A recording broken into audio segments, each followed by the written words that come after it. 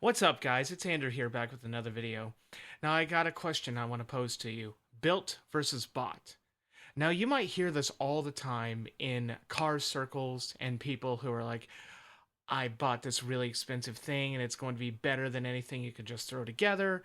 But at the same time, you have the guys that build their products. Guitars, cars, whatever in this case. They say, I have spent a lot of time and effort. I did all the work myself, and I am so happy and proud with what I did. Now, I'm going to explain why both can be beneficial, but also just a little bit controversial of the opinion that most people hold. So, let me go and show you, first and foremost, how good it can be. Let's get started. 1, 2, 3.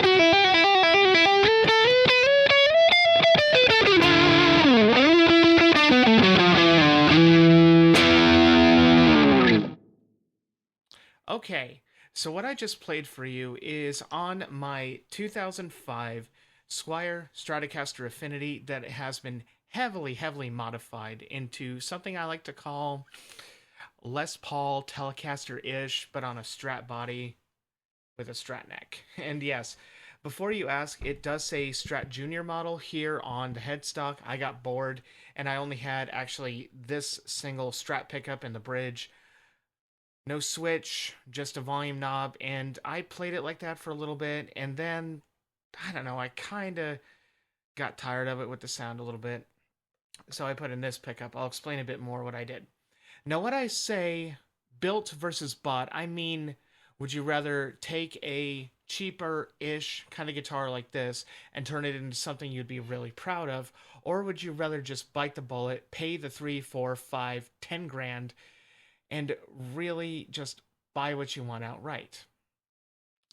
And there is a middle ground I will get into just a little bit later in this video, but for the meantime, I'm going to tell you what I mean by both. Now, people could look at this guitar, be like, oh, you've had it for 10, 15 years, and you've put all this time and effort and work into it, but at the same time, why are you putting all this time, effort, money, sweat, blood, and tears, whatever you have, into a guitar like this? And I see it as this way. The guitar can be exactly what you want it to be. Now, for me, it's more so the neck plays unlike anything else I have ever played. It's just your cheap 2005 Indonesian-made Squier Stratocaster, but at the same time, the time and effort you put into a guitar's neck, and all of you guys who play either semi-professionally or professionally pretty much know what I'm talking about. When you really feel the neck, you put so much time and effort, you start getting divots on the fretboard, the frets wear out, you need to clean it. There's just something magical that happens. I mean, whether the guitar cost you $2,000, $200, $20, or 20 grand, literally, how you view that guitar and how the time and effort you put into it is really what I'm talking about.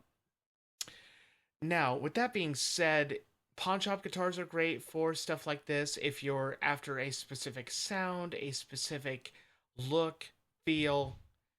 I mean, and heck, a lot of these, which are like bolt-on guitars that have a neck plate and 4 screws going through the back from the body into the neck, you can customize a little bit. It just all depends on your neck heel. Now, where it gets really interesting is what you can do to your electronics. Now, as you can see on this, I have a Strat knockoff pickup from the 80s, probably from like a Hondo or a Greco, something like that.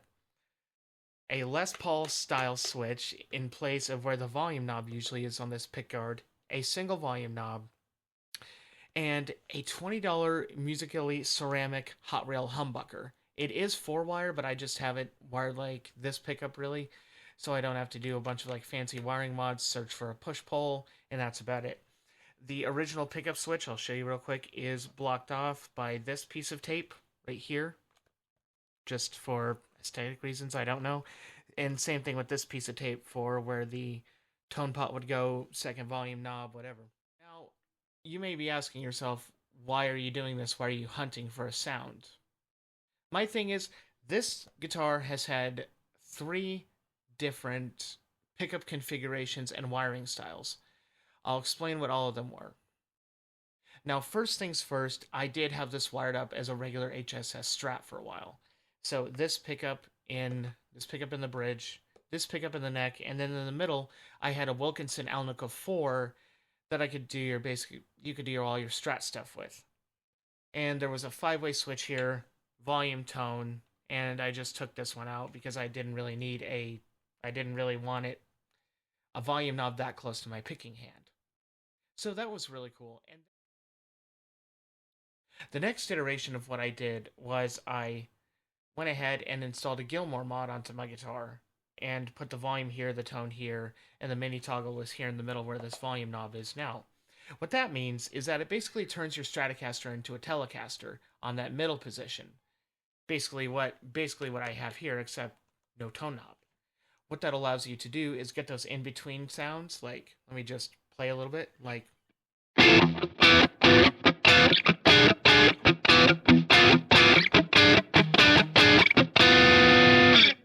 If you're doing those dissonant chords, instead of being on the neck pickup going...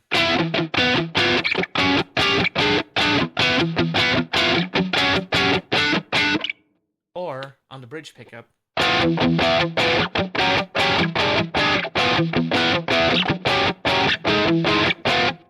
I mean, basically doing stuff like that. So I'm a big Telecaster fan, but I love the feel and the look of a Stratocaster. That's why I did it to this guitar. And because this is also my only electric guitar. But what that allows you to really do is just get in there and feel around for what you want. A special bonus does go to a wiring mod I did have before this. What I basically did was I just had this volume knob and this pickup. Basically a Les Paul Jr. in a Strat body. Hence why the headstocks now says Strat Junior model. I got crazy with a Sharpie. It's whatever. It's my guitar. Okay. Now we're going to transition into your bot guitars. I'm talking about anything that is not going to be... Let's say the cutoff is about $1,000. What I basically mean by that is from $500 to $1,000, there are so many great guitars for that price. I'm actually looking at a couple myself just so I can do some wiring mods. I can do a little bit more studio work and just have a good time with it. Now, and you can spend $1,000 these days on Ibanez, Fender, Epiphone, maybe a couple of lingering Gibson models if they're good on the used market, because let's face it, the time for a $1,000 Gibson is kind of over as far as guitars are concerned. You can find some decent Epiphones, don't get me wrong, but if you want a true dyed-in-the-wool Les Paul anymore, SG, Flying V, Explorer, Gibson bass, if you're into that thing, some of the weirder models, basically you do have to pay that extra premium these days. Like, I think it's the Studio Light, the thin-bodied one, like how they used to Les Paul custom lights, are starting at about $1,500 at Guitar Center, Sweetwater, Musician's Friend, wherever you're getting your musical instruments from these days. And that kind of sucks because I can distinctly remember 11 years ago, it is now 2025. Wow, I'm getting old. I can distinctly remember in 2014, Gibson came out with a Les Paul special. I think it was, they called it a special studio, if I'm not mistaken. These were $500, dual P90, and they actually had a carved top to them, but they were all satin finished and just with a regular wraparound tailpiece. Now, why I'm going into this tangent is because they also did the same thing about 3 or 4 years later with the Firebird Zero, if you guys remember those. Okay, pickups and electronics, but what the selling point was that Gibson logo on the headstock and the fact that you could afford one under $1,000. This whole thing really does kill me because with so many brick and mortar guitar stores going out of business because everything is shipping, pretty much everything is online these days. You're literally watching me online right now. Is that there's no personal touch anymore. It just feels like the big brands these days are being like, yep, give me your money. Oh, here's your guitar. Oh, that's not covered under warranty if something breaks. Thanks for choosing Gibson. And if you've seen anything from Spectre Sound Studios, this guy named Glenn Fricker does really, really good music gear reviews. And he tore one of the new Gibson Dave Mustaine Flying V's to shreds because it just was not the quality control that a $2,200, $2,400 guitar brand new is supposed to be. Heck, it might even be more than that. My point is, you can get a great guitar. There are plenty of them out there. If you are looking for that great USA-made guitar, highly recommend PRS. Highly, highly recommend PRS, especially their S2 and their core line. They start right about that $1,300 mark. Yeah, you can definitely get some cheaper ones. You can definitely get like one of the SE CE24s, the satin finished ones, that for $500 punch well above their weight. But the thing is, there are no cheap, like, USA made guitars anymore. And speaking of the built versus bought thing, and this does tie into my third point, what you can basically do is get a decent guitar for the price. Say one of those new Squier 40th anniversary. I think they're the 40th anniversary, if I'm not mistaken. The 40th anniversary Squier Stratocasters.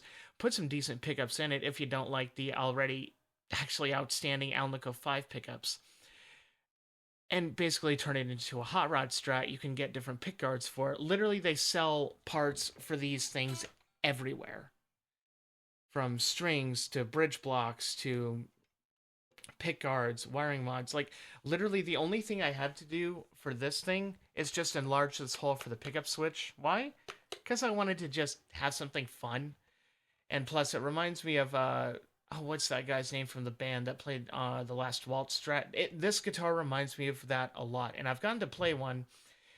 They're very similar in tone and how they feel. My point is, though, there needs to be just that little bit of correlation between you and your instrument.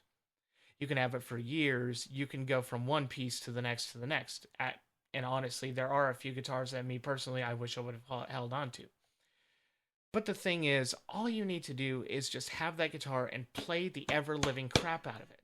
Learn all your scales, learn your chord shapes, your lead lines. Or if you're like me, just be a lazy son of a gun and play power chords. Hey, True. You know what I'm talking about, man. No, I'm saying serious, that's me. Because I'm more of a drummer than a guitar player. But hey, power chords make records.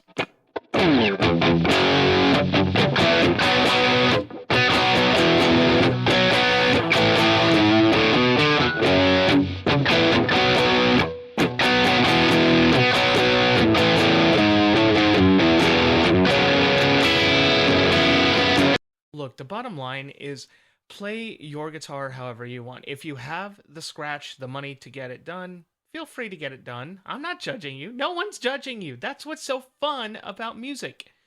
You can do it your own way. That is the beauty of it. And you know what? If you have the money to at least mod your guitar to how you want it to sound, feel free to. There is no wrong answer here. So in conclusion, built, bought, doesn't matter. It's fun. So, peace, love, and rock and roll. I will see you guys later. Have a great day.